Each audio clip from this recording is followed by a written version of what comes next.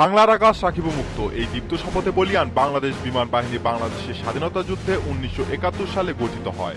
মাত্র 3টি বিমান নিয়ে এই বাহিনীর যাত্রা শুরু হয়, যার মধ্যে hello guys, welcome back to another video. Viewer बहुत ही ज्यादा इंपॉर्टेंट वीडियो होने वाली है बांग्लादेश की एयरफोर्स के रिलेटेड। आप लोगों को बांग्लादेश के 7 ऐसे फाइटर जेट की वीडियो दिखाएंगे जिनको देखकर आप भी हैरान होंगे। बांग्लादेश के ये जो फाइटर जेट है बहुत ही ज्यादा पावरफुल किस्म के हैं। तो वीवर अभी तक आप लोगों ने हमारे चैनल को सब्सक्राइब नहीं किया हुआ, जल्दी से हमारे चैनल को सब्सक्राइब कर लीजिएगा। तो without wasting the time video को स्टार्ट करते हैं।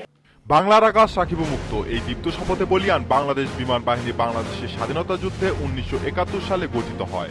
মাত্র 3টি বিমান নিয়ে এই বাহিনীর যাত্রা শুরু হয়, যার মধ্যে একটি ছিল ডাকোটা বিমান, একটি অটার বিমান এবং একটি অ্যালোয়েড 3 হেলিকপ্টার। আজকে আপনাদের জানাবো বাংলাদেশ বিমান বাহিনীর সেরা 7টি এয়ারক্রাফট নিয়ে। চলুন তাহলে জেনে নেওয়া যাক।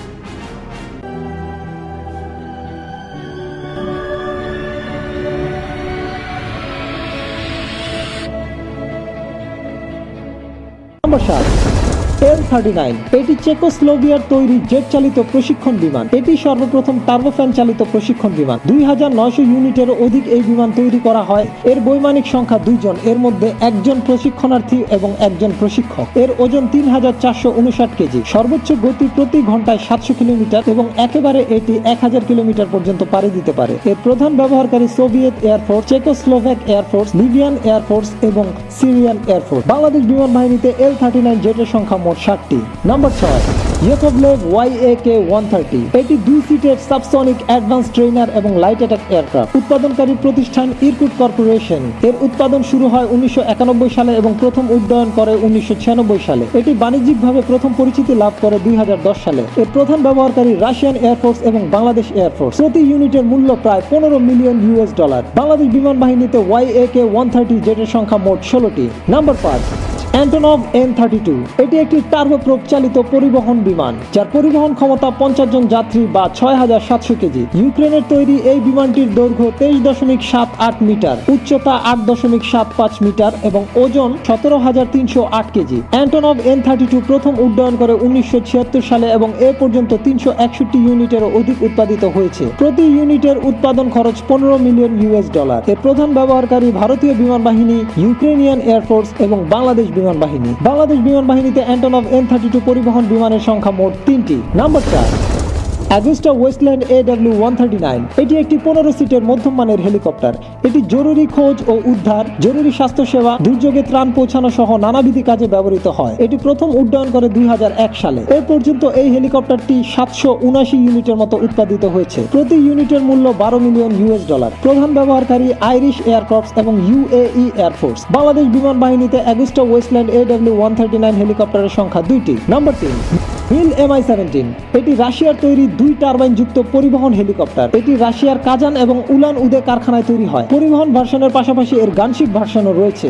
এর বৈমানিক সংখ্যা 3 জন, পাইলট, কো-পাইলট এবং ফ্লাইট ইঞ্জিনিয়ার। 60 ফিট দৈর্ঘ্য এবং 7100 কেজি ওজনের এই হেলিকপ্টারের বহন ক্ষমতা 32 জন সৈন্য অথবা 4000 কেজি। সর্বোচ্চ গতি প্রতি ঘন্টায় 250 কিলোমিটার। 1977 সাল থেকে এ পর্যন্ত প্রায় 12,000 ইউনিটের মতো উৎপাদিত হয়েছে। পৃথিবীর 60টিরও অধিক দেশ এই হেলিকপ্টারটি ব্যবহার করছে। বাংলাদেশ বিমান বাহিনীতে মিল Mi হেলিকপ্টারের সংখ্যা 33টি। নম্বর 2 চেংদু F-7। এটি চীনের তৈরি একটি জঙ্গি বিমান।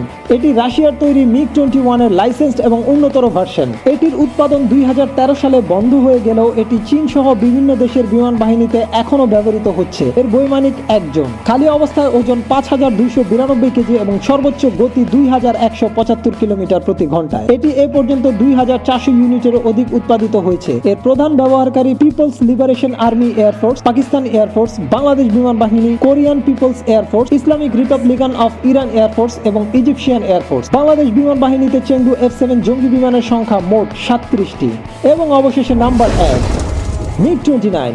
রাশিয়ার তৈরি এটি 4র্থ প্রজন্মের জঙ্গি বিমান। নির্ভরযোগ্য কার্যক্ষমতার জন্য এর ডাকনাম রাখা হয়েছে ফুলক্রাম। 70-এর দশকের প্রথম দিকে মিকোয়ান ডিজাইন ব্যুরো এই জঙ্গি বিমানের নকশা তৈরি করে। 1983 খ্রিস্টাব্দে তৎকালীন সোভিয়েত বিমান বাহিনীর বহরে এই বিমান যুক্ত করা হয়। এটি সোভিয়েত ইউনিয়নের তৈরি জেট ফাইটারের মধ্যে সবচেয়ে আলোচিত এবং এটিকে সোভিয়েতদের স্টেট অফ আর্ট হিসেবে বিবেচনা করা হয়। এটি সকল প্রকার আবহাওয়ায় ব্যবহার উপযোগী। এটি ভূমিতে হামলার জন্য উপযোগী। দীর্ঘদিন ইউরোপিয়ান কান্ট্রিগুলোর ফেয়ার ফ্যাক্টর ছিল এই MiG-29। এর এর বৈমানিক সংখ্যা 1 জন, খালি অবস্থায় ওজন 11,000 কেজি এবং বোঝাই অবস্থায় ওজন 16,800 কেজি। সর্বোচ্চ গতি প্রতি ঘন্টায় 2,445 কিলোমিটার। এর প্রধান ব্যবহারকারী রুশ বিমান বাহিনী, ইউক্রেনিয়ান এয়ারফোর্স, আলজেরিয়ান এয়ারফোর্স এবং ভারতীয় বিমান বাহিনী। বাংলাদেশ বিমান বাহিনীতে MiG-29 এর সংখ্যা মোট 8টি। এই ছিল আমাদের আজকের বাংলাদেশ বিমান বাহিনীর সেরা 10 এয়ারক্রাফট। ধন্যবাদ আমাদের সাথে থাকার জন্য। वंडरफुल वेवर क्या 7 पावरफुल किस्म के बांग्लादेश के एयरक्राफ्ट है। बांग्लादेश के पास ऐसे एयरक्राफ्ट है जो बांग्लादेश का दिफा बखूबी कर सकते हैं। आई होप कि बांग्लादेश जो है